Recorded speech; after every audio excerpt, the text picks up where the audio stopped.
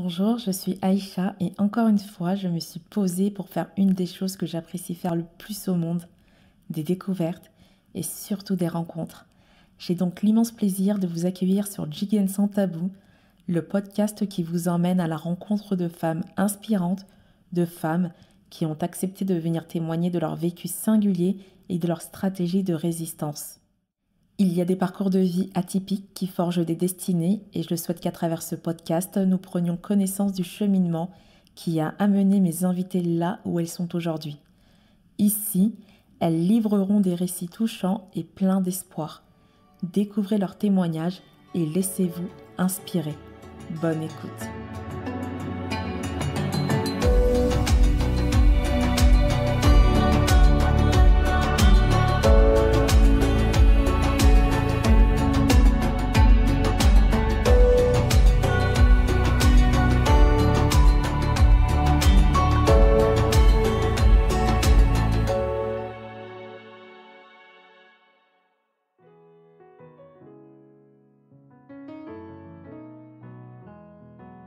L'invitée de ce nouveau podcast n'est autre que Laetitia Nonon, une femme remarquable, mère de 3 enfants, originaire du 93, ce département qui m'est très cher.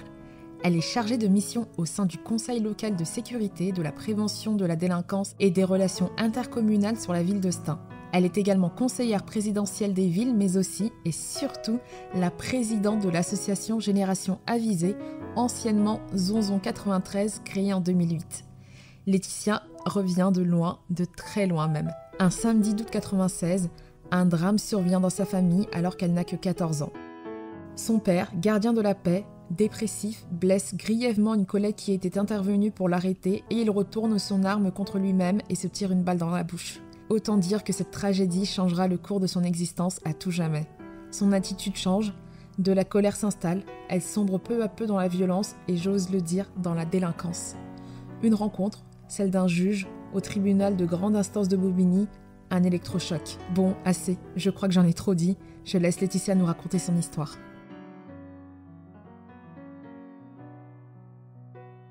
Donc moi j'ai grandi à Villepinte dans le 93. J'y suis restée un bon moment pendant toute ma période, on va dire, d'enfance et d'adolescence. J'ai vécu avec un papa martiniquais, une maman marocaine. J'ai 3 frères, j'étais la seule fille. On va dire que j'ai vécu dans un petit pavillon du 93, une enfance qui pour moi, même avec du recul, a été une enfance normale, quoi, avec des moments d'affection, des moments un peu de turbulence. Mais en règle générale, on va dire que ça a été. Mon père est assez strict. C'est une manière aussi pour lui d'exprimer qu'il aime ses proches. Donc il met beaucoup de règles, même au niveau de l'éducation, au niveau de l'école, au niveau de la préparation de ses vêtements la veille. Voilà, on avait plein de petits rituels comme ça qui nous permettaient d'avoir un cadre. Après, je pense vraiment que l'éducation stricte, c'est vraiment une transmission que sa mère aussi lui a donnée. Moi, je sais que j'ai une grand-mère qui est aussi très cadrée, très stricte. Donc je pense que voilà, ça c'est vraiment un lien de transmission. Et puis quand il est arrivé en métropole à l'âge de 18 ans, il a intégré directement l'école de police. Ma maman, à l'époque, elle était femme de ménage. Elle est très ordonnée, prend beaucoup soin d'elle, de sa maison. C'était une maman au foyer très dynamique, quoi, qui ne se laissait pas dépasser ni par le temps. C'était un bon duo, quoi. Quand t'as un papa policier, quand t'as 3 ans, pour toi c'est un héros, il met l'uniforme, il va aller sauver les gens, c'est génial. Plus tu évolues, plus tu grandis, et surtout que voilà, moi j'habite dans le 93, donc il y avait quand même un contexte qui était assez particulier. Et c'est vrai qu'à l'adolescence, on va dire préadolescence, dès 12 ans, 10-11 ans, là c'était plus la honte. C'est quelque chose plutôt que je cachais, par peur, mais au final, tout le monde savait que mon père était policier, parce que mon père il le revendiquait, il venait avec ses collègues, avec des fourgons devant la maison. D'accord. Donc voilà. Mais c'est vrai que concernant l'atmosphère, j'ai senti que mon papa n'allait pas bien. Des fois, je voyais des cachets. Des fois, mon père était absent. Je me demandais où est-ce qu'il était. Il revenait. Il y avait des collègues à lui qui venaient de temps en temps voir ma mère. Ouais. Je sentais que l'atmosphère n'était pas sereine. Mais comme on ne mettait pas de mots sur ce qui se passait, place à l'interprétation, quoi. Après, je pense que les dépressions, elles étaient passagères. C'était vraiment cyclique. Des fois, il y avait des hauts, des fois, il y avait des bas. Des fois, mon père revenait blessé avec ses collègues. Des fois, on savait, par exemple, que mon père devait rentrer à 7h du matin. Il ne rentrait pas. Il rentrait le lendemain. Et puis, nos collègues nous expliquaient que ce qui se voilà, qu'il avait été blessé dans le cadre de ses fonctions. C'est un métier qui est compliqué parce qu'à la fois il y a l'individu en tant que tel, est-ce qu'il va bien, est-ce qu'il évolue dans une atmosphère sereine, et il y a aussi le danger du métier qui fait qu'on n'est pas à l'abri de perdre sa vie, je pense. Et du coup, ça crée quand même des confusions où tu te dis, est-ce qu'il n'est pas bien à cause de son métier, ou est-ce qu'il n'est pas bien parce que du coup il est sensible et il a des prédispositions à être pas bien. Et donc tu te prends la tête comme ça pendant longtemps à te demander pourquoi ton papa va pas bien. Est-ce que c'est notre faute? Est-ce que c'est de la faute de ma mère? Et mon père, c'est quelqu'un qui aimait beaucoup la fête, donc on recevait beaucoup de monde à Noël, il faisait à manger, mes parents faisaient à manger, on faisait des grandes tables, le jour de l'an, les fêtes étaient chez nous, et puis c'est vrai qu'on était un peu les seuls à avoir un pavillon, donc du coup la famille venait, et tout se passait bien, mais au fur et à mesure, plus le temps passait, plus on se rendait compte qu'il y avait des choses qui n'allaient pas. J'avais en effet 14 ans, à savoir que mon père, à la fin de sa carrière, je trouvais qu'il buvait de plus en plus. Je pense qu'à un moment donné, c'est devenu un exutoire. C'était une manière d'oublier quoi. Même aujourd'hui, j'ai pas de mots pour savoir s'il y avait un problème dans la famille ou si c'était son métier. C'est assez confus jusqu'à aujourd'hui. En tout cas, août 96, je me rappelle que je repassais. J'étais dans le salon, je repassais. Mon père et ma mère regardaient la télé. Et j'avais mon petit frère qui, à l'époque, avait 12 ans. Et je me rappelle plus pourquoi mes parents se sont un peu engueulés. Puis c'est monté crescendo, quoi. Et j'étais toujours là en train de repasser. Et du coup, ma mère, je crois, avait insulté mon père. Et mon père, du coup, s'est mis très en colère et il est monté. Et du coup, ma mère, elle a pressenti quelque chose. Elle m'a dit, c'est bizarre. Donc elle est montée à l'étage. Et tout d'un coup, elle nous a dit, elle a crié, elle a dit, descendez. Et je me rappelle à l'époque, donc c'était en août 96, elle était enceinte. Donc elle avait déjà un gros bidon. Et du coup, donc ma mère est montée à l'étage et tout d'un coup, elle est redescendue assez rapidement en hurlant, en me disant sortez, sortez, votre père a pris son arme. Voilà. Et, je pense qu'elle a fini la phrase quand on était déjà dehors, tellement on est sortis précipitamment. Et je pense que, à la fois parce qu'on savait inconsciemment qu'il pouvait se passer quelque chose de grave, et dès que ma mère nous a appelés en disant sortez, et ben on est sortis, quoi. J'ai pris mon petit frère. Et on est sortis pieds nus, en pyjama. Et du coup, là, ma mère nous dit ce qu'elle a vu. Elle nous a dit qu'elle avait vu mon père prendre l'arme. Et la particularité aujourd'hui, avec du recul, c'est que je suis très nuancée. À savoir que... Donc ma mère nous a dit qu'elle a vu mon père sortir avec l'arme. À ce moment précis, je me suis dit, et j'avais compris qu'il voulait mettre fin à nos jours à nous, quoi. Et donc voilà, on est sortis avec cette peur-là, avec un père qui avait décidé... de tirer sur sa famille. Et donc du coup à ce moment-là on est sortis et j'ai incité ma mère à aller au commissariat. Elle disait oh ça va passer, peut-être que ça va passer. Et moi j'étais trop en panique, je me suis dit non, il a pris son arme, on sait pas ce qu'il va en faire, et même s'il retourne pas contre nous, peut-être qu'il va retourner contre lui. Je pense qu'entre le moment où mon père a pris son arme et le moment où on va au commissariat, il se passe quand même 45 minutes, quoi. 45 minutes parce que on a le temps d'aller de faire le tour du pavillon pour voir s'il y a de la lumière, pour voir si mon père est dans telle ou telle pièce, on essaie de voir s'il s'est calmé. Voilà, on essaye de voir, quoi. Et au final, on va au commissariat et là, on va voir un agent et on lui explique la situation. C'était une femme, je me rappelle, qui nous dit est-ce que vous êtes sûr que vous voulez qu'on intervienne? Et à cette époque-là, je comprends pas pourquoi elle nous dit ça, en fait. Pour moi, on lui explique la situation, on est pieds nus, on est en pyjama. Bah ouais, quoi, interviens. En gros, fais ton job, quoi. Et là, elle me dit, bah ok, on va faire intervenir une patrouille. Donc il nous demande de retourner dans le pavillon.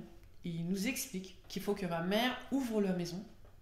Parce qu'ils ne peuvent pas rentrer si personne ne leur autorise à rentrer. Et le autoriser, ça veut dire, vu qu'il est tout seul, isolé, en tout cas ça leur permettait pas de rentrer, d'ouvrir eux-mêmes. Il fallait que ma mère ouvre, au moins juste qu'elle ouvre la poignée pour qu'ils rentrent dans le pavillon. On leur a dit ok, et ils nous ont demandé de repartir, donc on est reparti au commissariat à pied, c'était même pas 5 minutes, le commissariat était à côté. Quelques minutes après, les policiers sont arrivés, sauf que je m'attendais à tout sauf à ça. Donc ils sont arrivés, gyrophare, bruit. Je me suis dit non mais là, c'est sûr qu'il va se passer quelque chose.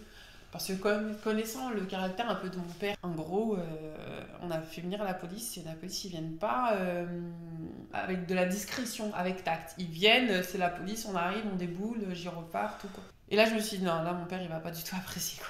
C'est ce qui est arrivé parce que du coup, ma mère a ouvert la poignée. Les policiers sont arrivés, Monsieur Nonon. Je me rappelle qu'ils hurlaient. Nous, on était juste à côté du pavillon. Hein. Aucune règle de sécurité. Je pense qu'ils ont pris un peu les choses à la légère. Et on a dû attendre 6 secondes pour là, tout d'un coup, on entend que ça tire à plusieurs reprises.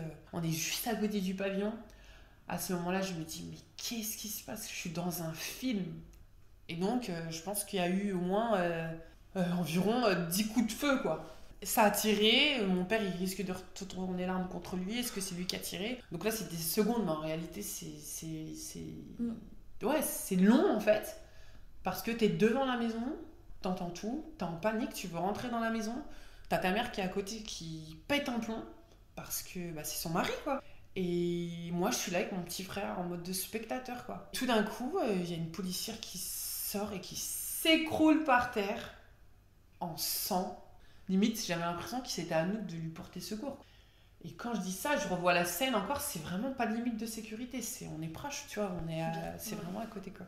Et là, elle s'écroule et là, on commence à nous dire de reculer. Et d'autres policiers arrivent parce que à ce moment-là, je pense qu'ils ont pris en considération le danger.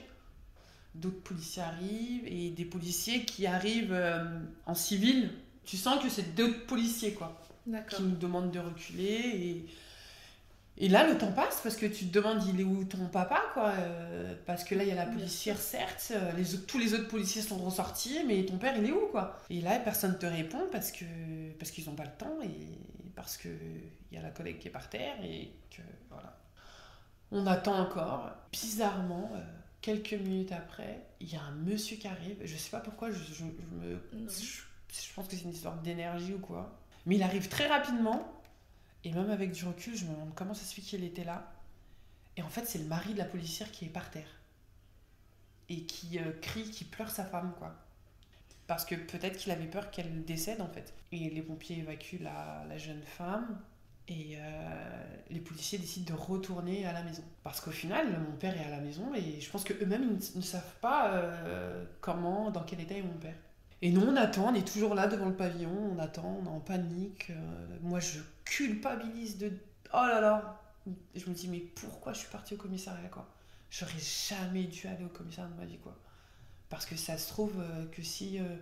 on avait attendu, mon père serait endormi et le lendemain on aurait pu y aller ni vu ni connu, tu vois. Comme on a pu à plusieurs reprises gérer des conflits un peu compliqués, mais entre nous. Et jusqu'à aujourd'hui, c'est compliqué. Parce que quand on dit que la vie est faite de regrets, je pense qu'aujourd'hui, même avec du recul, mon plus grand regret, c'est ça, quoi.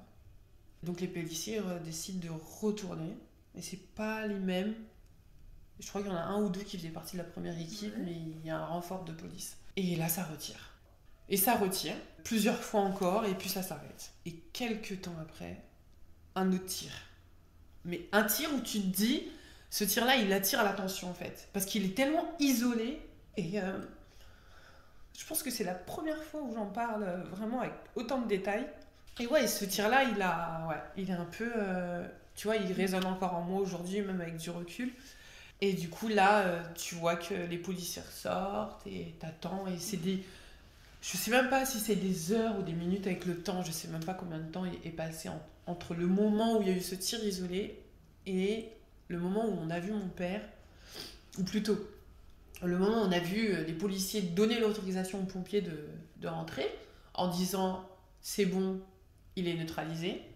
Et là pour moi je sais pas, je me dis est-ce qu'ils l'ont tué, est-ce qu'il s'est donné la mort, est-ce qu'il y a eu des échanges de feu qui ont du coup tué mon père? Là, je sais pas. Pour moi, mon père, il est mort.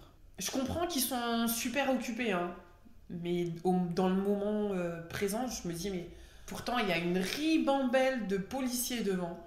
Il y a nos voisins, je me rappellerai toujours. Les voisins d'en face, une famille ivoirienne. Je vais pas donner leur nom, mais je les aime énormément et on a toujours des liens et ils sont toujours nos voisins. Et cette famille-là, qui est à la fois guadeloupéenne et ivoirienne, heureusement qu'elle était là parce que c'était eux qui ont été là pour nous au moment dans ce drame-là. Mm-hmm.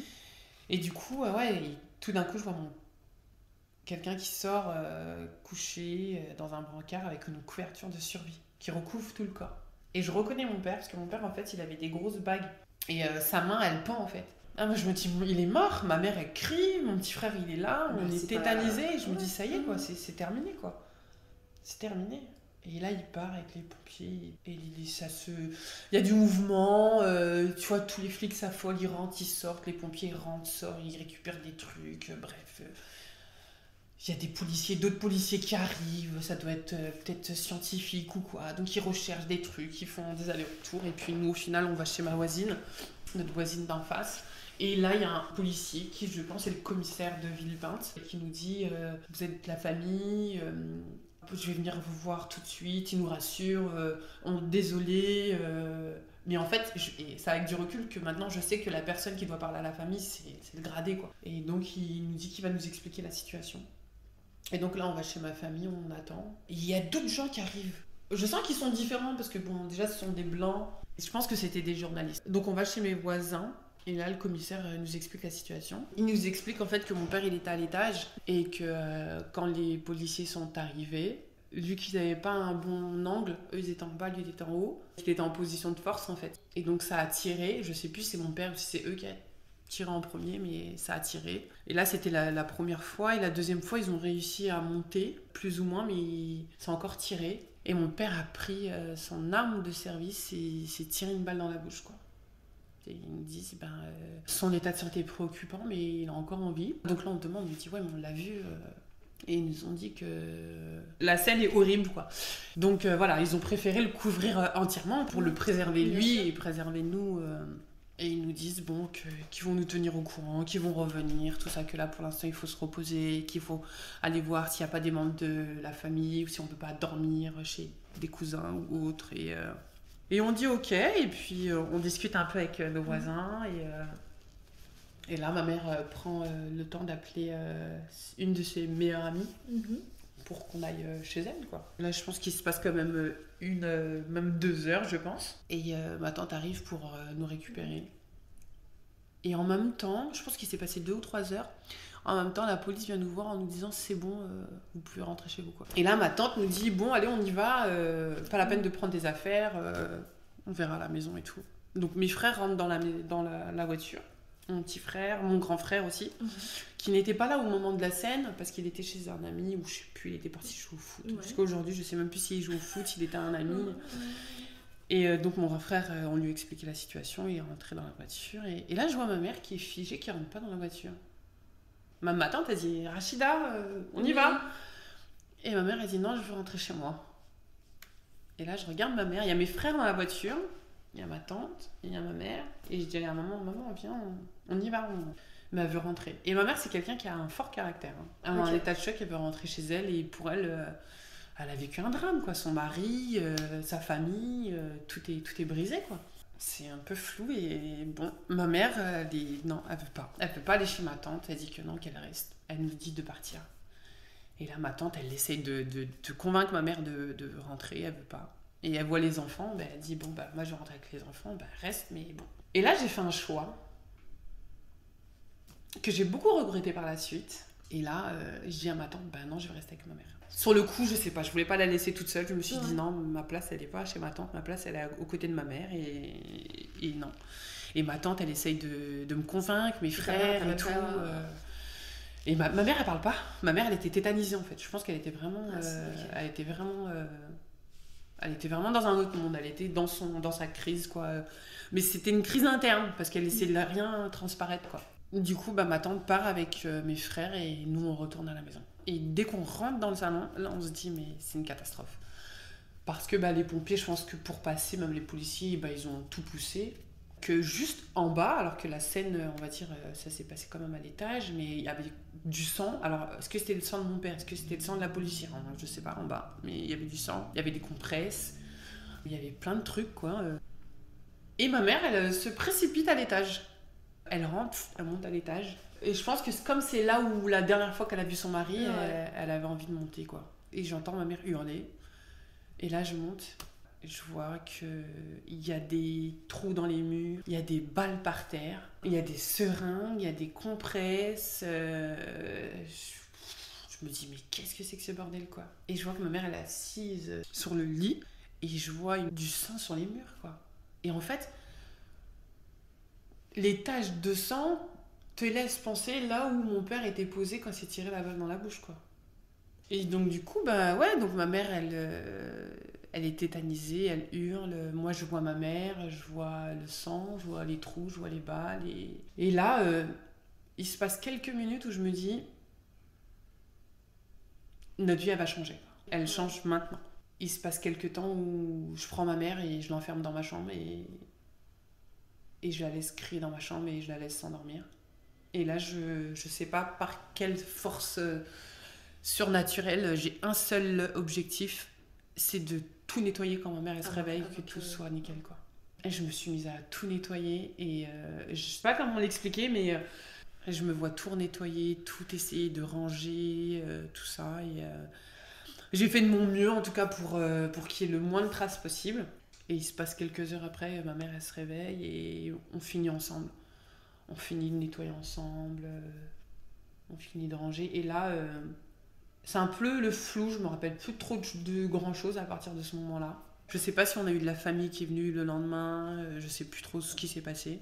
Tout ce que je sais, c'est qu'on n'en a jamais reparlé, plus trop en tout cas, ou si on en a parlé, je me rappelle plus du tout. Je sais qu'on a tout rangé. Je pense qu'il y a eu des gens de ma famille qui sont venus après, mais je me rappelle plus.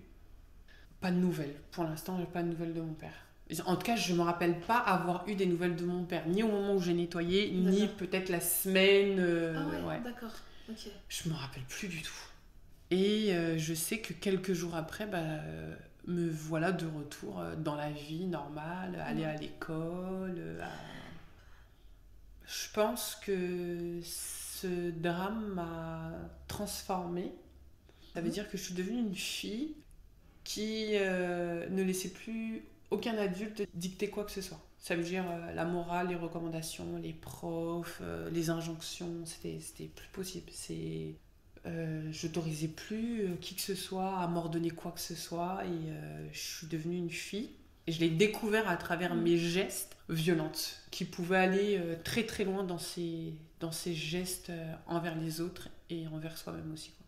Dans le moment présent, j'avais pas assez de recul pour me rendre compte que c'était un appel à l'aide. Aujourd'hui, étant femme, mère, je sais que c'est un appel à l'aide. Mais c'est vrai que quand t'es comme ça, j'étais violente, point barre, quoi. Fallait pas m'embêter, j'embêtais personne, mais fallait pas m'embêter. Et puis je devenais l'élément perturbateur à l'école.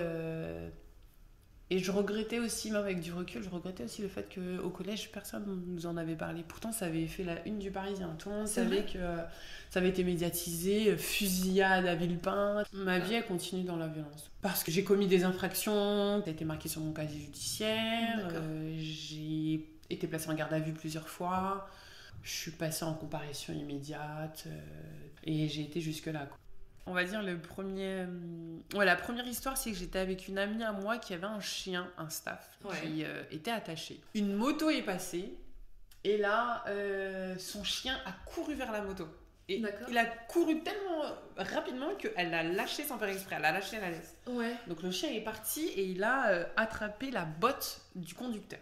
D'accord. Et donc nous, on est arrivés pour calmer les choses. Ouais, désolé et tout. Nan. Et le conducteur, il était très virulent. Et donc on commence à s'embrouiller et tout. Puis moi je me rappelle à l'époque j'avais une gazeuse et il y avait plein de monde parce que c'était dans un quartier qu'on connaissait, donc il y avait du monde qui était venu en renfort, tout ça, mais lui aussi il connaissait des gens et tout, bref il y avait du monde et tout. Et j'ai j'ai sorti ma gazeuse pour gazer le mec. Sauf qu'en fait, il y avait un bouchon un peu amovible. En gros, tous les d'accord, ok. C'était un peu, c'est l'anecdote, voilà. Et bref, au final, on s'est embrouillé, au final, ça s'est calmé. Et la moto est repartie. Sauf que quand la moto est repartie, il y avait une passagère derrière. Elle est repartie, elle nous a fait un doigt d'honneur. On a couru, on l'a attrapée. Et là, on voulait juste la défoncer. Donc ça, c'était vers, je sais plus, c'était en début d'après-midi. Et il y a une autre embrouille aussi où il y avait soi-disant une fille. Je dis maintenant soi-disant, parce qu'avec du recul, tu te rends compte qu'il y a eu beaucoup de faux dans cette histoire. Mais en tout cas, au moment de l'action, il y avait une fille qui avait parlé sur moi. J'étais rentrée chez moi pour aller récupérer un tournevis. Je me suis dit, je vais pas prendre un couteau, parce que si je me fais attraper avec un couteau, la police allait dire que voilà. Donc je me suis dit, il vaut mieux que je me fasse interpeller avec un tournevis. Comme ça, s'il se passe quelque chose, je pourrais juste dire que en fait, c'est du bricolage. Et donc, du coup, j'ai vu la personne en question, on s'est embrouillé, j'ai sorti le tournevis et je lui ai mis des coups de tournevis. Et ce qui s'est passé entre-temps, c'est que nous, on déambulait encore dans la rue, machin. Les gens étaient plus ou moins au courant de la première histoire, de la deuxième histoire. D'accord. Dès qu'il y a un peu d'embrouille dans les quartiers, tout ça, les gens ils commencent à s'affoler, à se dire ouais, alors il se passe quoi. Bref, ça met de l'ambiance quoi. Et là, je vois une voiture de police qui passe avec la blonde qu'on avait tapée, la première doigt d'honneur. Ouais, d'accord. Et je me rappelle mon amie qui avait tapé cette jeune femme, la propriétaire du chien, elle marchait mais loin devant moi. Et je vois la voiture de police qui arrive. Et là, je vois la fille, la blonde, qui montre ma copine. Et ça n'a pas loupé. 2 secondes après, ils l'ont interpellée. Et donc, elle a été placée en garde à vue. Quelques heures après, je suis partie au commissariat. Ils se sont jetés sur moi. Et là, je leur ai dit, tranquille, je suis dans le commissariat. Arrêtez de croire que vous avez fait l'affaire du siècle. Et je vois, assise dans la salle d'attente, la jeune fille que j'avais agressée au couteau. Et là, je me dis, je suis dans la... 3 mois de suspension. L'OPJ te convoque, il te demande ce qui s'est passé, tu dis les faits, tout ça. Moi j'étais très très très insolente. Et à un moment donné, il y a une policière, une blonde, qui dit ah, Madame Nonon, eh ben on va bientôt avoir toute la famille. Et là, ça fait un tour dans ma tête, je me suis dit, elle parle de quoi là? Elle parle de mon père? Elle parle de qui? Elle parle de... Et là, je prends la haine et je commence à l'insulter. Je me suis dit, mais t'es sérieux? Tu crois que tu fais un travail de malade ou quoi? Et là, je commence à lui dire, mais... Tu verras, tu vas finir comme mon père, tu vas te tirer une balle dans la bouche. Et là, je vois, elle me regarde, elle est tétanisée. Et elle commence à avoir des yeux qui brillent, là. Et ouais, et j'étais fermée, énervée. J'insultais la police. Ouais, pour moi, ils représentaient rien du tout, en tout cas rien de bon. Et au final, je suis déférée au parquet de Bobigny. Avec mon ami, ils nous disent, ils nous expliquent que, voilà, qu'on va être déférés. On dit ok. Du coup, l'histoire est tellement préoccupante que la juge demande à nous recevoir tout de suite. Et puis là, on arrive dans un fourgon où on s'arrête en fait. On roule, on s'arrête, et puis on entend des gens qui rentrent, machin, et là, on crie, on dit hey, il se passe quoi là? On va faire le tour du 93 ou quoi? Et là, un policier qui nous dit oui, c'est tout à fait ça. Avant d'être déféré à Bobigny, on va chercher toutes les autres personnes qui sont dans les mêmes circonstances que vous. Et après, on va à Bobigny. Donc, on a fait Aulnay, on a fait Sevran. Et puis, on était placés dans un espèce de... En fait, dans le fourgon, t'as juste... C'est des trucs individuels où t'as juste la place pour t'asseoir. Et c'est fermé, en fait. Et je dis ça à ma copine, on parlait et tout. Et puis, les policiers disaient vous allez la fermer, là, vous prenez un centre de loisirs. Et là, on entend un gars qui nous parle, il dit mais c'est des filles, là. Et là, on dit ouais, genre trop fier. Et là, il nous dit vous faites les malines. Quand vous allez vous retrouver à Bobigny, vous allez voir si vous allez faire les malines. Et on ne calcule pas. Ils nous demandent pourquoi on est là. Donc, on parle. Les policiers qui nous disent d'arrêter de parler, on ne les calcule pas. Et puis, on arrive à Bobigny. On arrive à Bobigny et on est tous alignés comme ça, devant des policiers. Et quand on dit mon nom, je vois une policière entière qui se redresse et qui me regarde. Après, discrètement, elle vient me voir, elle me dit vous êtes la fille de Georges Nonon? Et je la regarde énervée et je lui dis oui. Elle me regarde et elle me dit je suis désolée pour vous. Cette dame-là, elle a dit que quelques mots, mais elle envoyait tellement d'amour dans sa position, dans sa posture, dans sa manière de me regarder et tout. C'était une dame entière, peut-être d'une 50aine d'années, qui m'a dit je suis désolée pour vous, mais avec tellement d'amour, c'était waouh. Et donc là, on se retrouve en cellule de Bobigny où c'est dégueulasse, franchement. Je préfère la garde à vue que Bobigny. C'est dégueulasse. Il y a des gens qui écrivent leur prénom avec des excréments, je sais pas avec quoi, mais c'est dégueulasse, c'est tagué, c'est sale, ça pue, t'as des couvertures, mais jamais tu peux te couvrir avec ça. Mais t'as tellement froid que tu te couvres avec. Mais c'est inhumain. Je comprends que c'est une espèce de plaque tournante. Toutes les Kaira du 93 ont posé leurs fesses ici. Hommes, femmes mélangés, parce qu'il n'y a pas de truc mix, non mix, on s'en fout, tu vois. Mais c'est dégueulasse, quoi. Et là, on nous explique qu'on va rencontrer un juge. Donc, c'est un homme assez vieux. Je me dis, oh là, je suis dans la merde, c'est un blanc, un homme. Il va encore nous dire, ouais, avec les noirs, les banlieues, tout ça, bref, les préjugés, tout ça. Lui, il va jamais me comprendre, c'est mort. Et j'ai une avocate commise de fils, là. Je lui parle même pas, bref. Et je dis à ma mère. Et là, je me dis, oh là là. Et surtout que ma mère, elle m'avait déjà récupéré en garde à vue. Donc pour elle, c'était pas la première fois. Mais et puis il y avait aussi la mère de ma copine. On se retrouve avec le juge qui essaye de comprendre la situation, tout ça, donc c'est individuel. J'étais toute seule, ma mère, l'avocate et le juge. Et donc qui revoit le contexte qui nous a amenés ici, les violences, tout ça, et qui prend du temps à revenir sur le passé. Mais qui êtes-vous, mademoiselle Laetitia Nonon? J'aimerais bien savoir qui êtes-vous. Je parle pas. Et il regarde le dossier, il me demande si j'ai été suivie par un psychologue, éducateur. Non. Et plus il me pose des questions, et plus je me redresse, plus je me dis, mais il pose des questions pertinentes quand même, hein. Il demande, après le drame de 96, qu'est-ce qui s'est passé, l'école, tout ça. Et il pose des questions pertinentes. L'école, comment vous vous sentez avant 14 ans et après 14 ans Mon enfance, jusqu'à 14 ans, je travaillais bien à l'école. Mon père, il était carré, quoi. Il nous offrait des encyclopédies à Noël. Et donc, du coup, il se préoccupe. Et il comprend pas. Il comprend pas pourquoi on n'a pas été suivi, ni accompagné, ni ma mère dans son rôle de parent, de mère. Il demande à ma mère si elle avait eu une aide et tout, et non, rien, le néant. Et là, il explique qu'il y a eu certes des soucis dans le dossier d'accompagnement, mais que rien justifie la violence. Qu'on est dans un état de droit, que les victimes ont aussi des droits. Même que les faits peuvent être expliqués par une enfance douloureuse, mais on ne peut pas l'accepter. Et là, il me parle d'autodestruction. J'aime bien à chaque fois parler de ce terme, parce que c'est ce terme-là qui m'a frappée, que j'étais en train de m'autodétruire. Ça m'a marqué parce qu'il me dit que vous vous autodétruisez, mais que vous détruisez aussi la vie d'autres personnes qui n'ont rien à voir avec ce que vous avez subi, qu'il faut réussir à faire la part des choses, et que pour tout ça, il faut être accompagné par des professionnels qui vous permettent de prendre du recul sur les circonstances, sur ce que vous avez vécu, qui vous permettent aussi de mettre des mots sur ce que vous avez vécu, tout ça. Et là, il me dit, vu les faits, normalement pour vous c'est centre éducatif renforcé, prison, qu'il a le devoir de m'isoler parce que je suis un danger pour la société. Et c'est dans ces cas-là qu'il isole les mineurs, quand les mineurs deviennent des dangers pour la société. Et donc du coup là il m'explique qu'il me laisse une chance, mais que pour cela il a besoin de ma confiance et du coup de réparer, dans le cadre de la réparation pénale, le préjudice que j'avais causé, qui me laisserait partir libre, quoi. Après ça a été un long entretien quand même, parce que je me rappelle qu'il y avait des personnes qui frappaient à la porte et tout, et il avait déjà juste le fait qu'ils prennent le temps, pour moi c'était quelque chose de fort. Ensuite, qui me parle de confiance, qui me parle d'accompagnement et qui me parle de solutions en fait. Parce qu'en fait, pour moi, un juge, c'était là pour me juger. Ouais, ça a été un électrochoc parce que je me suis dit, je me rappelle, je discutais un peu avec ma mère et je me suis dit, ça y est, c'est bon. Il faut qu'on passe à autre chose. Du coup, j'ai changé, j'ai évolué. Ça a modifié mon comportement. En tout cas, je me suis remise en question. Et je pense qu'à 17 ans, tu es plus apte à te remettre en question qu'à 14 ans. Et quand tu as la chance d'avoir eu une rencontre de personnes extérieures qui t'expliquent et qui met des mots sur des mots MAUX, ça va plus vite en fait.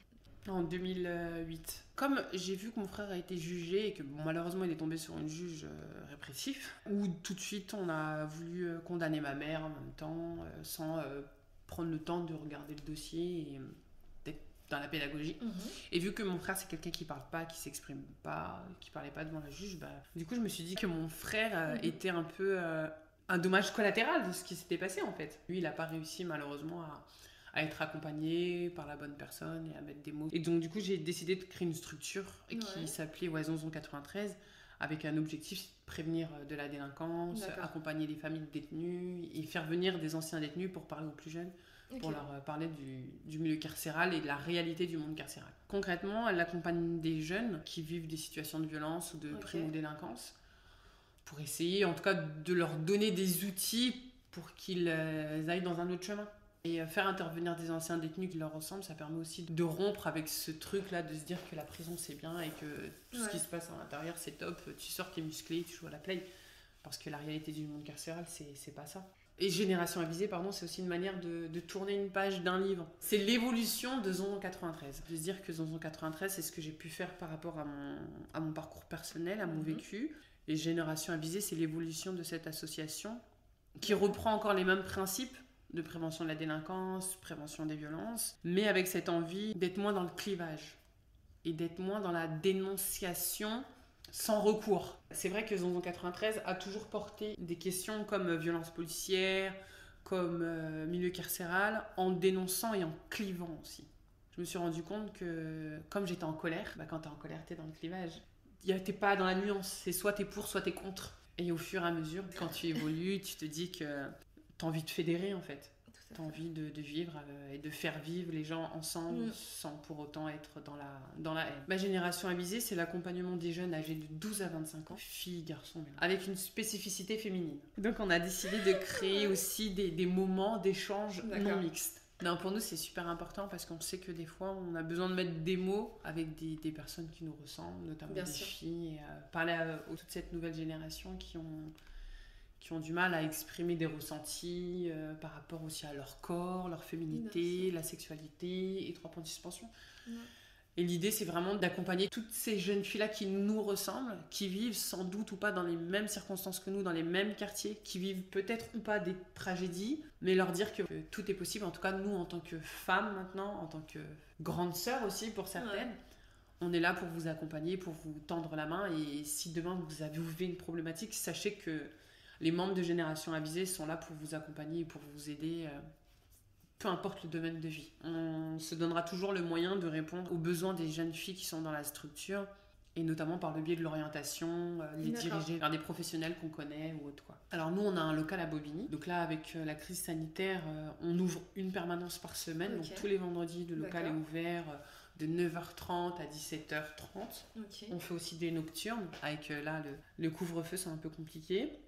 Sinon, on peut nous joindre avec le numéro de téléphone, les réseaux sociaux. Ce qui manque, c'est des personnes pour nous aider. Des femmes, des hommes, peu importe l'âge, peu importe l'expérience, peu importe les compétences. On a besoin de monde pour nous aider parce que les besoins sont tellement larges et que malheureusement, le droit commun ne nous permet pas de dire à une jeune fille, par exemple, qui souffre d'un traumatisme, va au CMP, va voir un psychologue. Parce que malheureusement, des fois, t'as 6 mois, t'as 8 mois d'attente avant qu'une jeune fille soit prise en charge par un psychologue.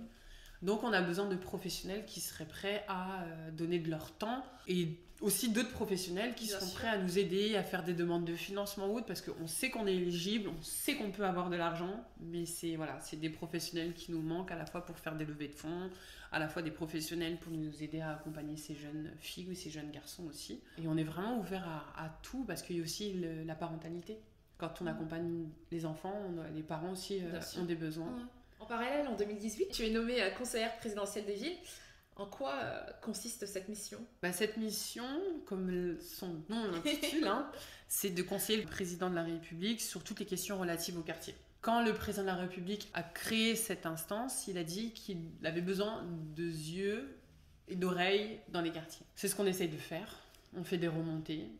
On sollicite le CPV par le biais de mails. Avant, on se réunissait, maintenant, on se réunit beaucoup moins. Et j'avouerais que ça a été compliqué parce que j'avais pas envie de devenir la noire de service. La politique, c'est toujours complexe. Donc, j'ai un très très bon conseiller, moi. Mon conseiller, c'est mon petit frère. Il m'a dit, vas-y, fais le travail qu'on te demande, sans pour autant t'attendre à grand-chose en retour. Et ne prends pas la grosse tête, quoi. Et fais attention à d'autres éventuelles propositions qui peuvent arriver par la suite. Donc c'est ce que je fais. Et aujourd'hui, tu travailles en tant que chargée de mission, c'est ça, au sein du local de sécurité, de la prévention et de la délinquance, c'est ça, à Stains ? Ouais, c'est le conseil local de sécurité et de prévention de la délinquance. En gros, je m'éclate parce que ce que je faisais à l'échelle de mon association, je le fais à l'échelle d'une ville, avec un maire au top. Le maire de Stains, franchement, chapeau. Franchement, j'ai trop eu de la chance. Avec des valeurs, des convictions. C'est ça. Et je lui remercie énormément parce que j'avais fait beaucoup d'entretiens avant. Et c'est le directeur général des services qui m'a laissé une chance. Parce que j'ai aussi un profil atypique et je suis aussi militante associative. Donc il y a beaucoup de villes qui m'ont dit non, merci, très peu pour nous. Et ils m'ont donné cette chance-là et je suis très contente d'être à Stains. Et aujourd'hui, est-ce que tu en veux toujours à la société, aux personnes qui t'ont fait du mal, qui t'ont pas accompagné, qui t'ont pas... Non. Non. Aujourd'hui, je leur remercie parce que je me dis que c'était écrit et que ce sont toutes ces personnes-là qui m'ont permis d'être la femme que je suis. On ne sait pas ce qui se fait derrière la tête des gens, en fait. Et comme j'ai pas envie qu'on me juge, je ne juge pas les autres. Et je me dis peut-être qu'ils regrettent aussi certaines choses. Mais non, j'en veux à personne et j'en veux encore moins à la société en fait. Ce que je souhaite dire à ceux qui nous écoutent, c'est aimez-vous profondément pour pouvoir aimer les autres, pour pouvoir aimer son environnement, pour pouvoir aimer la vie en fait. Tout simplement. Pour moi, l'amour là, c'est ma règle d'or.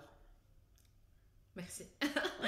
Alors, je te propose de te poser 10 questions. Tu me réponds comme tu sens, le plus rapidement possible. Ok ? Ok. Première question. Qu'est-ce que tu n'as jamais osé dire à ton entourage ?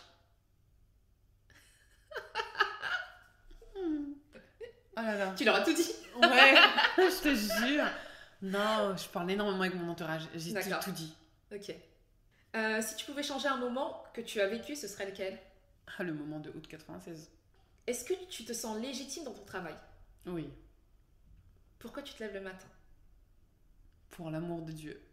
Quelle personnalité représente pour toi un modèle ? Le prophète Mohammed sallallahu alayhi wa sallam. Quelle est la chose simple qui te fait sourire ? Le sourire. Fais-tu un travail en accord avec tes valeurs ? Oui. Quel est l'engagement qui te touche le plus ? Aider les autres. Et la dernière question, est-ce que tu es heureuse ? Oui. Merci beaucoup Laetitia pour ton témoignage poignant, vraiment empreint de sincérité. Merci. C'est un vrai exemple de résilience, alors là vraiment pour le coup. Merci. Je te souhaite beaucoup de belles choses et à très vite. Merci beaucoup à mon invité d'être venu nous raconter son histoire, un parcours de vie qui forge l'admiration. Alors si vous pensez que votre témoignage a sa place ici et que vous désirez vous aussi témoigner à votre tour, je vous invite à m'envoyer un mail. Vous trouverez l'adresse dans la description de cet épisode. Je vous retrouve dans un mois sur Jigen Sans Tabou pour un nouveau témoignage. À très vite.